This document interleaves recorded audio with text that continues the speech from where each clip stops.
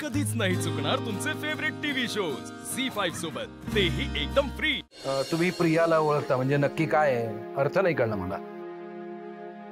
एक मिनिट, तुम्ही मला प्रश्न विचारावे एवढी तुमची लायकी असेल असं मला वाटत नाही हो।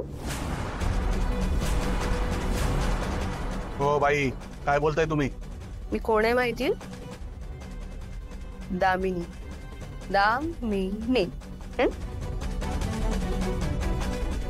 नाही नाही, दामिनी ते कळलं, पण तुमची ओळख नाही कळली। कोण आहात तुम्ही? का तुमच्या या लाडक्या मुलीने सांगितलं नाही का?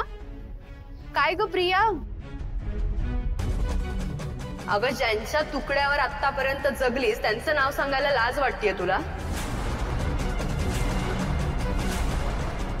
नाही नाही, हरकत नाही, मी सांगते। तर तुमची मुलगी ज्यांच्याकडे काम करत होती नोकर म्हणून, ज्यांच्याकडे कामाला होती त्या माझ्या लाडक्या बहिणी म्हणजे अहिल्यादेवी किर्लोस्कर।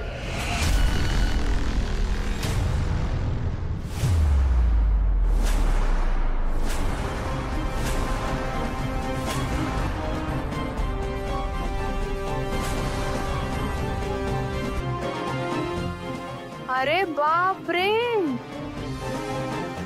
अहिल्यादेवी किर्लोस्कर हे नाव ऐकल्या ऐकल्या पायाखालची जमीन सरकली तुमच्या? नाही, डायरेक्ट उभेच राहिलात तुम्ही। बघितलंस का वहिनींचा दरारा? तर अहिल्यादेवींच्या 2 मुलांना शोधत मी इथवर आली, पण ती दोघं सुद्धा अहिल्यादेवींची 2 मुलंच। ते या अशा फुटकळ गावात आणि असल्या भिकारड्या घरात राहतील असं मला वाटत नाही।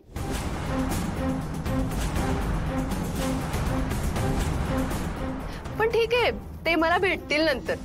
पण प्रिया, तू मला भेटलीस ते अगदी बरं झालं, कारण काय आहे, तुला अचानक वहिनींनी घराबाहेर हकलून दिले ना गो।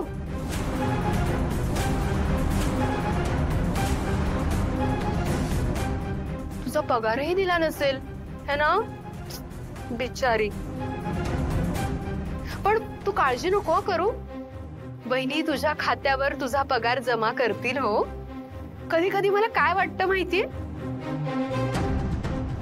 तुझ्यासारख्या गोरगरीब आणि भिकारड्या लोकांसाठीच वहिनींनी रोजगार मिळावा म्हणून ती कंपनी सुरू केली आहे।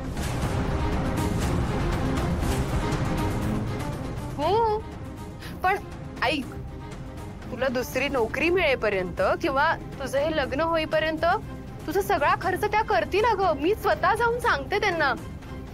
तू नको काळजी करू। उठ।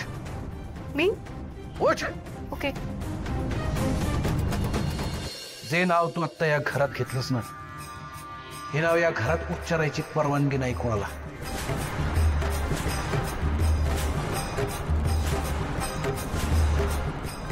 बाई आहेस म्हणून, नाहीतर जीभ हासडून हातात दिली असते तुझ्या। आहेस कोण ग तू? माझ्याच गावात माझ्याच घरात येऊन माझी लायकी काढणारी कोण आहेस? कोण तू? आणि काय ग प्रिया, अख्ख्या जगात तुला यांचंच घर सापडलं होतं नोकरी करण्यासाठी? अगं, त्यापेक्षा रस्त्यावर भीक मागायचीस। मला जर माहित असताना तू यांच्याकडे नोकरीला गेली होतीस तर पाय ठेवू दिला नसता तुला। पार्वती, या बाईला धक्के मारून बाहेर काढ। हे थांब,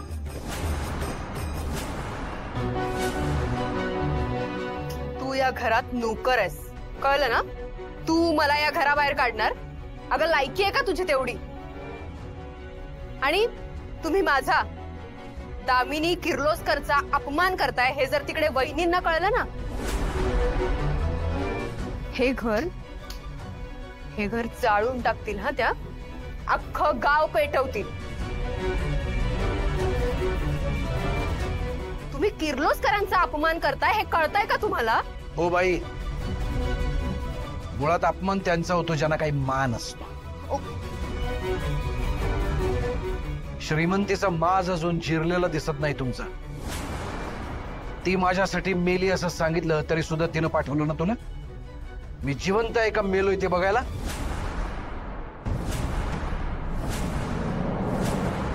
अरे दगाबाज माणसं आहेत ती. विश्वासघात ज्यांच्या नसानसात भरलेला आहे अशा कृतज्ञ माणसांना आमच्या गावात थारा देत नसतो आम्ही.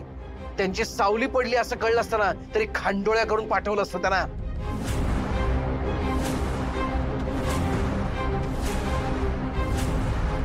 त्यामुळे माझा हात उठण्याआधी निघ इथून, निघ. आणि तिचं नाव घेण्याची वेळ माझ्यावर कधी आली ना तर विष घेईन आधी, पण तिचं नाव घेणार नाही.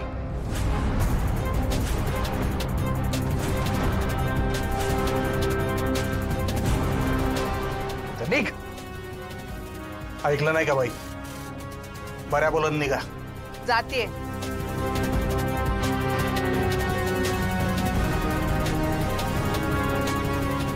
तुमचं सफरचंद.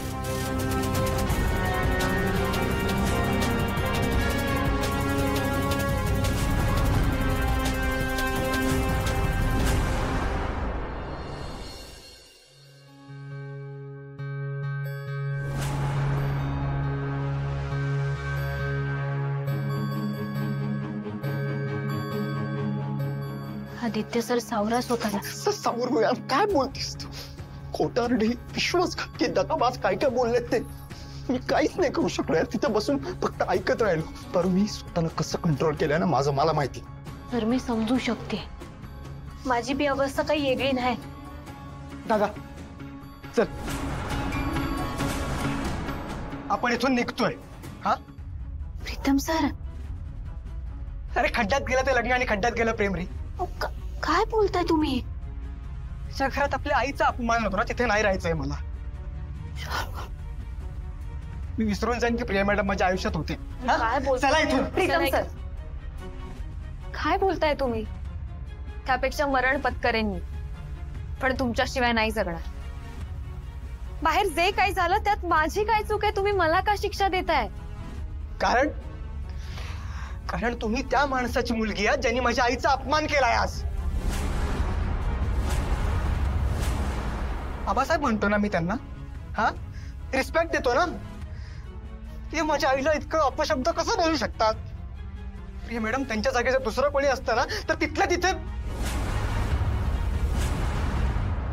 मला खरंच नाही माहित आबा असे का वागले, पण आजपर्यंत मी आबांना कधीच एवढं संतापलेलं बघितलं नव्हतं. हा सगळ्या मागचं काय भूतकाळ आहे ना याची कल्पना नाहीये आपल्याला. बराबर बोलतायत Priya madam. Pritam sir, Aditya sir, आपल्याला आबासाहेबांना देवियांमध्ये नेमकं काय घडलंय हे नाही माहिती. त्यांचं काय नातं आहे हे बी नाही माहिती. त्यामुळे मला असं वाटतंय की तुम्ही प्रिया मॅडम बरोबरचं तुमचं नातं खराब करू नका. झी5 ॲप डाउनलोड करा आणि पहा सर्व एपिसोड्स एकदम फ्री.